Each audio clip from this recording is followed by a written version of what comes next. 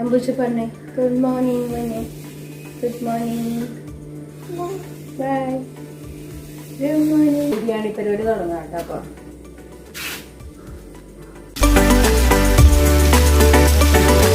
ചിക്കനൊക്കെ ഞാൻ വറുത്ത് വെക്കട്ടോ. വേണ്ട സാധനങ്ങൾ ഞാൻ എടുത്തിട്ടുള്ള സാധനങ്ങൾ: ജീരകശാല റൈസ് ഒരു 2 കപ്പ് എന്ന് പറയുമ്പോൾ ഞാൻ ഈ കാണിക്കുന്ന ഈ പാത്രത്തിന് 2 കപ്പ് എടുത്തിട്ടുണ്ട്. അപ്പോൾ വെള്ളം എന്ന് പറയുന്നതിൻ്റെ അതിന് 4 കപ്പ്.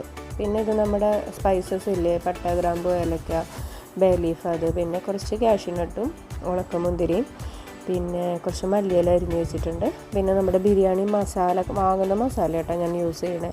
സവോളയുണ്ട്. പിന്നെ ഇത് മസാലയ്ക്കുള്ളത്, അത് നമ്മൾ വറുത്തിടാനുള്ള ഒരു നല്ല പഴുത്ത ഒരു തക്കാളി, പിന്നെ ഇത് ഒരു ഇഞ്ചി വെളുത്തുള്ളി പേസ്റ്റ്, ചതച്ച് വെച്ച 2 പച്ചമുളക്, പിന്നെ ഇത് നെയ്യ്. ഇത് വീട്ടിൽ മേമ തന്നു കിട്ടുന്ന നെയ്യാട്ടോ. അതുകൊണ്ട് ഇതാണ് സാധനങ്ങൾ. എണീക്കുന്നതിന് മുമ്പ് സവാളയൊക്കെ അരിഞ്ഞു, തക്കാളി അങ്ങനത്തെ അരിഞ്ഞിട്ടു, ചിക്കനൊക്കെ വറുത്തു.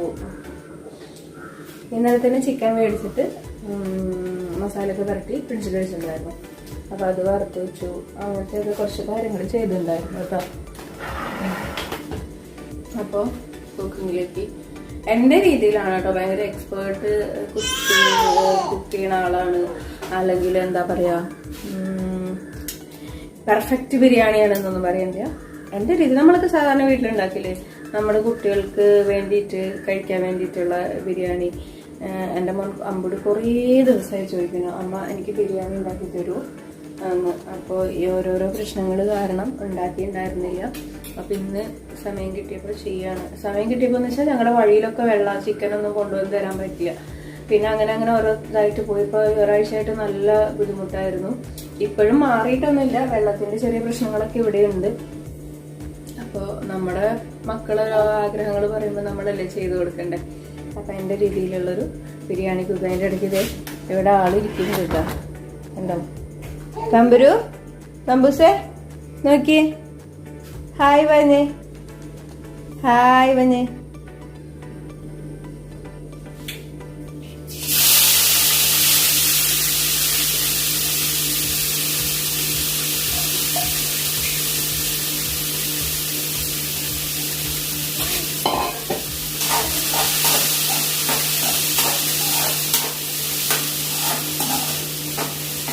എല്ലാവരും ചെയ്യുന്ന പോലെ സബോള വഴണ്ട് വരാനായിട്ട് കുറച്ച് ഉപ്പ് ഇട്ട് കൊടുക്കാം കേട്ടോ. അപ്പോൾ പെട്ടെന്നൊന്ന് നന്നായിട്ട് പെട്ടെന്ന് വാടി കിട്ടും.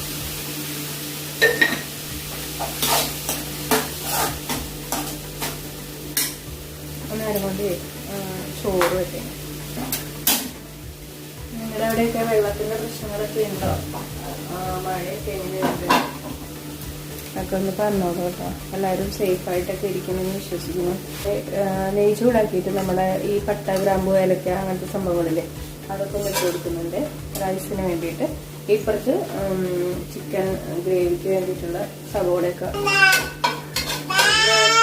റൈസ് കാണിക്കുന്നുണ്ട്. അതിലെ സാധനങ്ങൾ കാണിക്കുന്ന കൂട്ടത്തിൽ ആ റൈസ് കഴുകി ഒരു അരിപ്പയിൽ ഊറ്റാൻ വെച്ചിട്ട്, പിന്നെ അതേ നമ്മുടെ ഉള്ളി വറുത്തിട്ടുണ്ട്, സവോള വറുത്തത്, അണ്ടിപ്പരിപ്പ്, മുന്തിരി അങ്ങനത്തെ ഒക്കെ വറുത്ത് വെച്ചിട്ടുണ്ട് കേട്ടോ.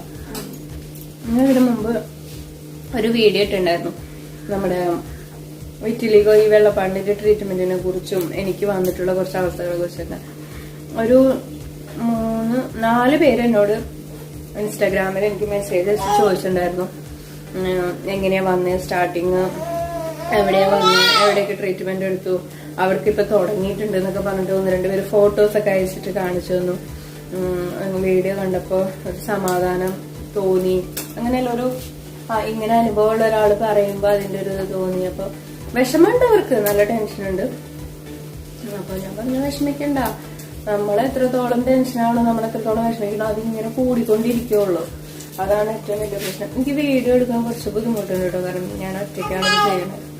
പിള്ളേരുണ്ട്, ഞാൻ ഒറ്റയ്ക്ക് ഇങ്ങനെ വെച്ചിട്ട് ഓരോന്ന് ചെയ്യാം. അപ്പം അതിൻ്റെതായിട്ടുള്ള പോരായ്മകളുണ്ട്, കട്ട് ചെയ്യണതും അല്ലെങ്കിൽ അങ്ങനത്തെ കുറച്ച് പ്രശ്നങ്ങളുണ്ട് കേട്ടോ. അരി ഇട്ട് കൊടുക്കണ്ടേ, മറ്റേ ജീരകശാല റൈസാട്ടോ. ഒരു നന്നായിട്ട് ആ നെയ്യിലൊന്ന് റോസ്റ്റ് ചെയ്തെടുക്കണം.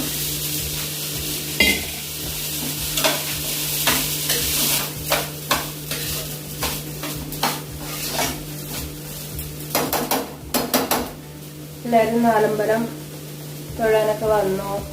എങ്ങനെയൊക്കെയാണ് വിശേഷങ്ങൾ? നാലമ്പലം ദർശനത്തിന് തൃപ്രയാർ അമ്പലത്തിന്റെ അടുത്തിരുന്നിട്ട് പോവാൻ പറ്റിയിട്ടില്ല ഇതുവരെ. പോയി തൊഴാനോ ഒന്ന് പോയി കാണാനോ ഒന്നും പറ്റിയിട്ടില്ല. ഒന്നാമത് വെള്ളം, മഴ, പോരാത്തതിന് പിള്ളേര്, ചെറിയ ഉണ്ണികള് അവരൊക്കെ കാരണം. മോൻ മാത്രമാണെങ്കിൽ ഞാൻ പോയേനെ, വണ്ടി എടുത്ത് പോവായിരുന്നു. പക്ഷെ തമ്പൂരുള്ളതുകൊണ്ട് പോവാൻ പറ്റണില്ല. തമ്പൂര് എന്ന് പറയുമ്പോൾ അവിടെ ഇരുന്ന് ചിരിക്കുന്നയാള്. തമ്പുഷ് തമ്പുഷ് തമ്പുഷ് ഹായ് പഞ്ഞേ, ഹായ് പഞ്ഞേ. അമ്മേന്റെ ചാനല് സബ്സ്ക്രൈബ് ചെയ്യണമെന്ന് പറഞ്ഞേ. 9 മാസമായിട്ടേ ഉള്ളൂ കേട്ടോ. ഇരുന്നിട്ടും ഇല്ല, മുട്ടുകുത്തിയിട്ടും ഇല്ല. ആ വാക്കറിന് പിടിച്ചിരുത്തിയിരിക്കുക. അപ്പോൾ സബോള ഇങ്ങനത്തെ ഒരു പാകമാകുമ്പോൾ നമ്മൾ തക്കാളി ഇട്ട് കൊടുക്കാം കേട്ടോ.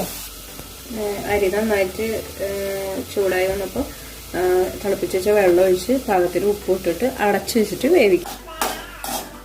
സബോള റെഡി ആയിട്ടോ. നല്ലോണം വഴണ്ടോന്ന് നല്ല മഴ വരുന്നുണ്ട്. ആ സമയത്ത് നമുക്ക് ഈ പച്ചമുളക് ചതച്ചതും ഇഞ്ചി വെളുത്തുള്ളി പേസ്റ്റ് ഞാനിപ്പോൾ ഇങ്ങനെ മേടിച്ച് വയ്ക്കാറ്, ഇതും കൂടെ ഇട്ട് കൊടുക്കാം കേട്ടോ.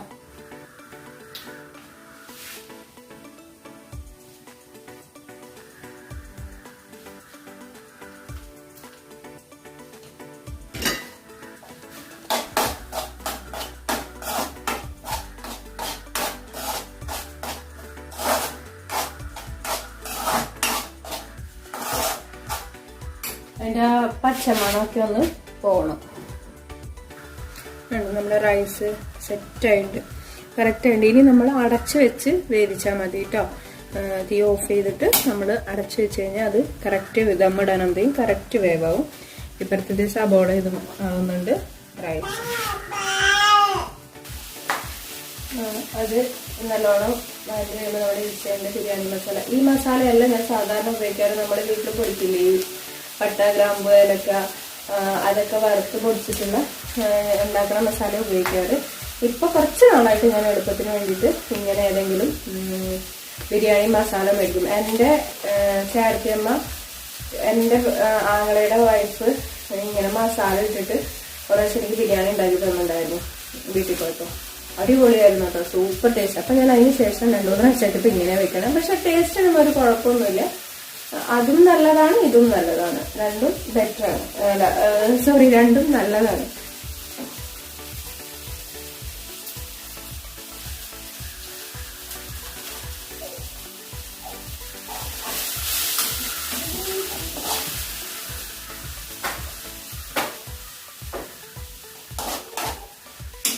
എത്ര ടീസ്പൂൺ എത്ര അങ്ങനെ പറയാൻ എനിക്കറിയില്ല കേട്ടോ.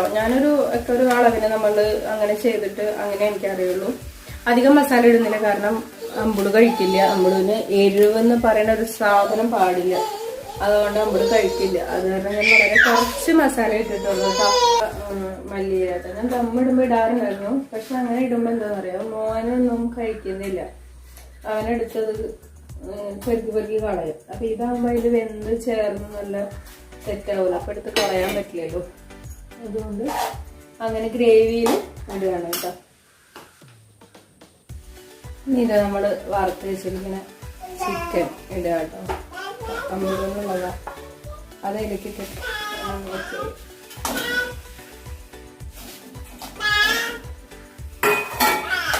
വളരെ കുറച്ച് മതിയിട്ട് ഇവിടെ. കാരണം ഞാനും അച്ഛനും മോനും ഉള്ളു. അവനും ഈ ചിക്കൻ്റെ പീസൊക്കെ കഴിക്കാന്നല്ലാണ്ട് വേറെ വലിയ കാര്യമായിട്ടുള്ള. പിന്നെ റൈസ് കഴിച്ചോളും. അച്ഛനാണെങ്കിലും ഒരു കഷ്ണം കഴിച്ചോളും. അച്ഛനാണെങ്കിലും മാക്സിമം 2, അധികം പോയ ഒരു 3 പീസ്. 3 പീസ് എന്ന് വെച്ചാൽ ഇത്ര പോകുന്ന പീസല്ല കേട്ടോ, ചെറിയ പീസ് പോകുന്നത് കഴിക്കാൻ പോകുമ്പോൾ.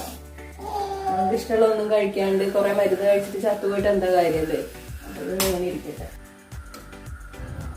അപ്പം റൈസൊക്കെ വെന്ത് കറക്റ്റ് ഞാൻ പറഞ്ഞില്ല, ഒരു 90% വെന്ത് നമ്മൾ അടച്ചു വെച്ചാൽ തന്നെ അത് വെന്ത് കിട്ടും, നല്ല ഒട്ടാണ്ട് കിട്ടും കേട്ടോ. പിന്നെ ഇനി ദമ്മിടാണ്.